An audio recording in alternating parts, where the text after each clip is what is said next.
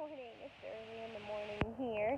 Well, it's getting a little later now, but I love to come out in the mornings with a cup of coffee and just look at God's creation and all the things that are growing out here in our yard. That's just one reason why this is such a hobby. It's just peaceful, and there's such change that's happening right now in the garden that each and every day is so exciting. So let's go take a look. The first thing I got to come out to this morning is our first squash bloom. I'm so excited about this. It's just like the garden just begins to grow, and you wait and wait to see that first bloom, and then all of a sudden you wake up to a beautiful bright bloom. Oh, it seems that's all overnight. So here's our squash plants. We're going through here. They're growing so much you can kind of see the bigger ones. Those are actually the ones that we did that test from the last video of planting a fish underneath the plant. So those are the ones that we're really seeing take off right now, which is exciting when you see the experiment work. Also, my kids love kale, so this is dinosaur kale that's really taken off growing. This is my first time growing dinosaur kale, so more experimenting about that.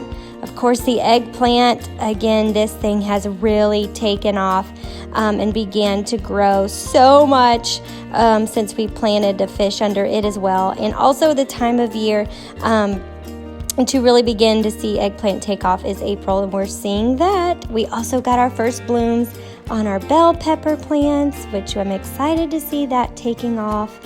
This was also the first year we did summer mustard greens, and that's what these are. Usually this is a fall plant, but we love to eat them all year round, so we thought we'd try our hand at a summer variety, and they are really hanging in there, taking off as well.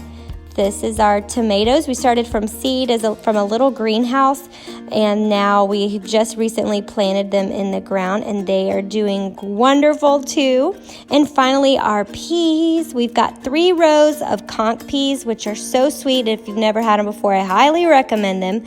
And then 3 rows of black-eyed peas. And they are growing, and I can't wait to see them really come in fully.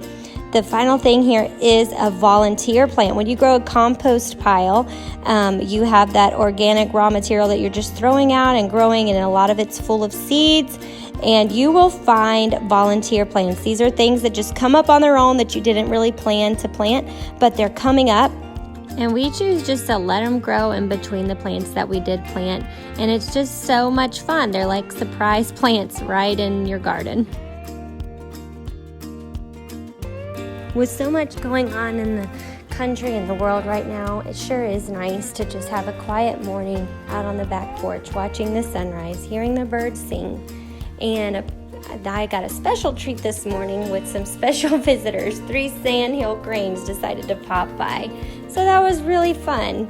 And then the kids spent the night with their grandparents. So I rode the golf cart over to their property and let the kids drive back, which was a lot of fun. And then on our way back from the property, we saw some beautiful dandelions still out. So of course we had to stop and make our own bouquet, which is always a lot of fun. I love the bouquets that the kids collect and give to me.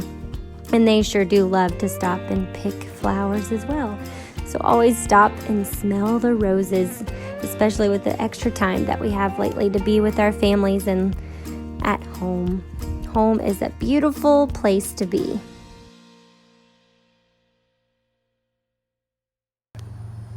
All right, I'm just going to give some tips for things to do while you're waiting for all of your vegetables to come into bloom and ready to pick. So a few things that we do during the waiting period is we are watching for bugs, of course watering daily and just checking on the plants. But when we do get bugs, one that we just treated for was aphids. We get these pretty bad every year on our peas. We just kind of a matter of time till they find us. So when we get that, we use neem oil to treat it. It's a natural way to treat your plants, and it's not expensive. We picked this up at just a mom and pop gardening place that we love to support local business owners. And so we picked this up, and it's 2 tablespoons per 1 gallon, but I like to use a spray bottle this size. I need to refill it right now actually. But so we just put about half a teaspoon in, and just a dab of Dawn dish soap, and then fill the rest with water, and we spray the plants. And we actually saw a difference in our plants the next day. The bugs were gone that quick, and we had just several all over our peas. And then we haven't had any problems with them since. We just daily check for them.